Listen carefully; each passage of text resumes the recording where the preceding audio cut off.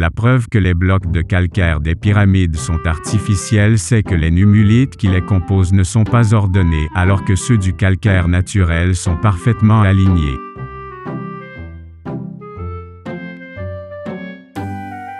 Les Égyptiens faisaient chauffer le calcaire avec des lentilles géantes pour préparer du béton. Ils n'ont jamais découpé le moindre bloc.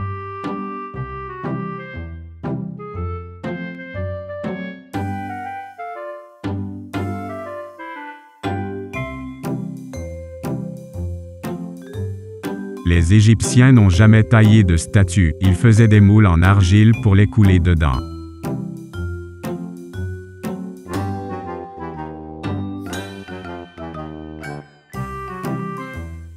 Les blocs des pyramides ont été moulés les uns contre les autres, c'est pour cela qu'il n'y a aucun vide entre eux.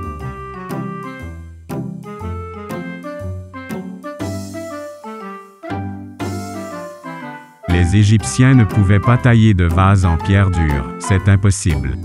Les vases étaient moulés.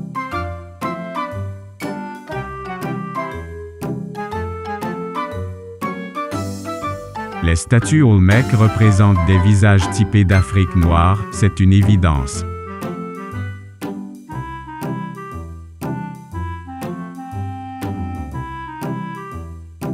Si on fait fondre du granit, on obtient à nouveau du granit.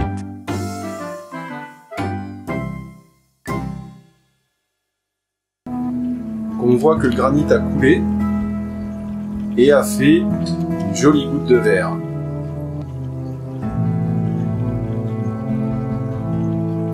Voilà, bon, ben, l'expérience est réalisée. Laurent, ton avis sur la question en tant que témoin impartial? Mon avis, c'est que déjà il fallait un temps important pour réussir à fondre un bloc important de granit.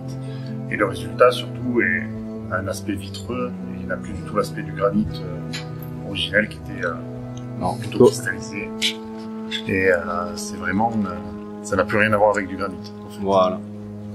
Toutes les gouttes d'eau font très précisément 1 centimètre de diamètre. La première mesure consiste à faire des petites gouttes d'eau égales à une distance d'un goutte d'eau du sol au pinceau.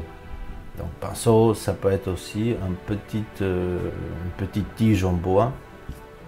L'expérience est faite à minuit. Il fait très frais et l'eau est très fraîche. On va commencer à mesurer les gouttes d'eau avec une feuille simple.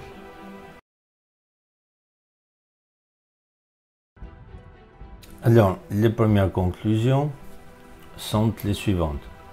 Donc, 4 gouttes d'eau font 0,7 cm, 10 gouttes d'eau font 0,8 cm, 2, 85, 8, 0,9, 2,09, 9 gouttes seulement font 1 cm.